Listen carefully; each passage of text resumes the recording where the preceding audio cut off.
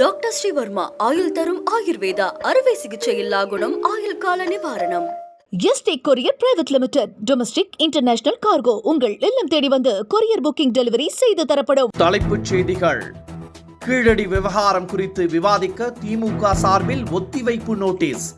ஏற்கனவே நேற்று அளிக்கப்பட்ட நோட்டீஸ் நிராகரிக்கப்பட்டதால் இன்று மீண்டும் திமுக எம்பி சிவா அளித்தார். பேருந்து கட்டணங்கள் உயர்த்தப்படுவதாக வெளியான தகவலை மறுத்துள்ள அதிகாரிகள். மக்கள் கருத்து குறித்து முடிவு செய்யப்படவில்லை எனவும் தகவல். அதிமுக முன்னாள் எம்எல்ஏ சத்யா பன்னீர்செல்வம், அவரது கணவர் உள்ளிட்டோர் மீது லஞ்ச ஒழிப்புத்துறை வழக்கு பதிவு. 571% அதிகமாக சொத்து சேர்த்ததாக புகார். சேலத்தில் இருந்து சென்னைக்கு அனுப்பப்பட்ட குரூப் 4 விடைத்தாள் பெட்டி பிரிக்கப்பட்டதாக வெளியான தகவல். டிஎன்பிஎஸ்சி மறுப்பு. தங்கத்தின் விலை மீண்டும் கடுமையாக உயர்ந்துள்ளது. ஆபரண தங்கத்தின் விலை இன்று சவரனுக்கு 840 ரூபாய் அதிகரிப்பு. இனி விரிவான செய்திகள். குடியரசு துணைத் தலைவரின் திடீர் ராஜினாமா பல்வேறு சந்தேகங்களை எழுப்புவதாக எதிர்க்கட்சிகள் குற்றம் சாட்டியுள்ளன. அரசியல் அழுத்தம் காரணமாகவே அவர் ராஜினாமா செய்துள்ளதாக திமுக எம்பி டிஆர் பாலு கூறியுள்ளார்.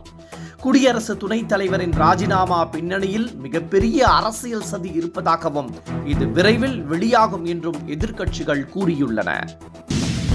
கீழடி விவகாரம் தொடர்பாக விவாதிக்க இன்றும் திமுக சார்பில் ஒத்திவைப்பு நோட்டீஸ் அளிக்கப்பட்டுள்ளது. கீழடி அகழாய்வு தொடர்பான அறிக்கை குறித்து மத்திய அரசு பல்வேறு ஐயப்பாடுகளை எழுப்பியுள்ளது. மேலும் அறிவியல் பூர்வமான ஆதாரங்களையும் கோரியுள்ளது. இதற்கு தமிழக அரசியல் கட்சி தலைவர்கள் கடும் கண்டனம் தெரிவித்திருந்தனர். இந்த நிலையில் நாடாளுமன்றத்தில் கீழடி குறித்து விவாதிக்க திமுக சார்பில் நேற்று நோட்டீஸ் அனுப்பப்பட்டது. இந்த நோட்டீஸ் நிராகரிக்கப்பட்டதால் இன்று 2வது நாளாக திருச்சி சிவா ஒத்திவைப்பு நோட்டீஸ் வழங்கியுள்ளார். மசோதாக்களுக்கு ஆளுநர்கள் குடியரசுத் தலைவர் ஒப்புதல் அளிக்க கால வரையறை நிர்ணயம் செய்தது தொடர்பான வழக்கில் மத்திய அரசுக்கு உச்சநீதிமன்ற அரசியல் சாசன அமர்வு நோட்டீஸ் அனுப்பியுள்ளது. உச்சநீதிமன்றம் வெளியிட்டுள்ள நெறிமுறை குறித்து குடியரசுத் தலைவர் 14 கேள்விகளை எழுப்பினார். இது தொடர்பான வழக்கு தலைமை நீதிபதி கவாய் தலைமையில் 5 நீதிபதிகள் கொண்ட அமர்வு முன்னிலையில் இன்று விசாரணைக்கு வந்தது. அப்போது மத்திய அரசுக்கும் மாநில அரசுகளின் தலைமை செயலாளர்களுக்கும் நோட்டீஸ் அனுப்ப உச்சநீதிமன்றம் உத்தரவிட்டது. தமிழகத்தில் பேருந்து கட்டணங்கள் உயர்த்தப்படுவதாக வெளியான தகவலை அதிகாரிகள் திட்டவட்டமாக மறுத்துள்ளனர். இது தொடர்பாக விளக்கம் அளித்துள்ள அதிகாரிகள், நீதிமன்ற அறிவுறுத்தலின்படி தனியார் பேருந்து கட்டண உயர்வுக்கு மட்டுமே மக்களிடம் கருத்துக்கள் கேட்கப்பட்டதாகவும், இது தொடர்பான அறிக்கை நீதிமன்றத்தில் தாக்கல் செய்யப்பட்டுள்ள நிலையில் எந்த முடிவும் இதுவரை எடுக்கப்படவில்லை என்றும், பேருந்து உயர்வு தொடர்பான தகவல் பொய்யானது என்றும் அதிகாரிகள் கூறியுள்ளனர். நாடாளுமன்ற நடவடிக்கைகள் இன்று 2வது நாளாக முடங்கின. மக்களவை இன்று கூடிய போது கேள்வி நேரத்தை ஒதுக்கி வைத்து பல்வேறு பிரச்சனைகள் குறித்து விவாதிக்க எதிர்க்கட்சியினர் வலியுறுத்தினர். ஆனால் இதற்கு அனுமதி அளிக்க மறுக்கப்பட்டதால் அமளி ஏற்பட்டு அவை 12 மணி வரை ஒத்திவைக்கப்பட்டது. இதேபோல் மாநிலங்களவையிலும் அமளி உண்டானதால் 12 மணி வரை ஒத்திவைக்கப்பட்டது. முதலமைச்சர் மு.க.ஸ்டாலின் 3 நாள் ஓய்வுக்கு பிறகு வீடு திரும்புவார் என துணை முதலமைச்சர் உதயநிதி ஸ்டாலின் தெரிவித்துள்ளார்.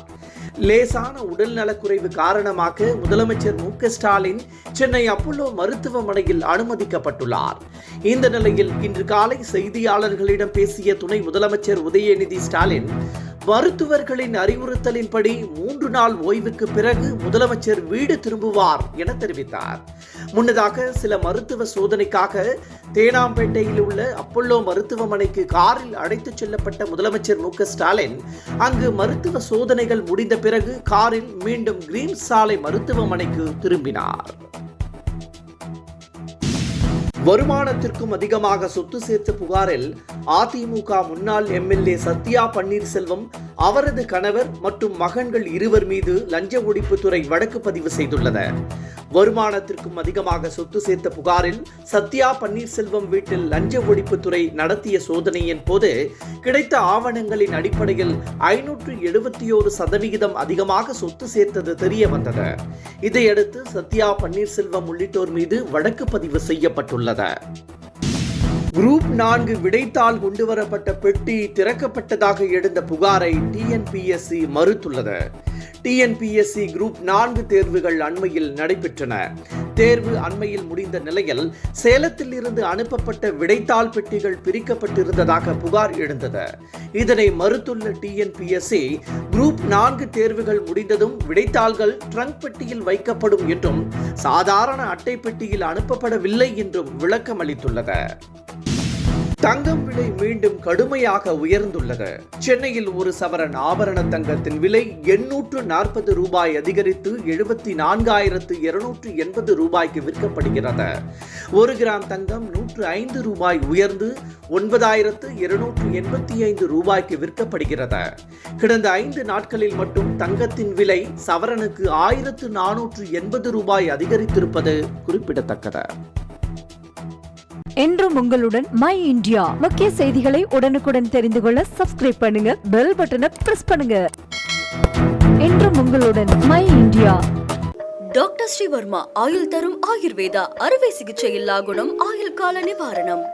Yesterday courier private limited domestic international cargo உங்கள் இல்லம் தேடி வந்து கொரியர் புக்கிங் டெலிவரி செய்து தரப்படும்.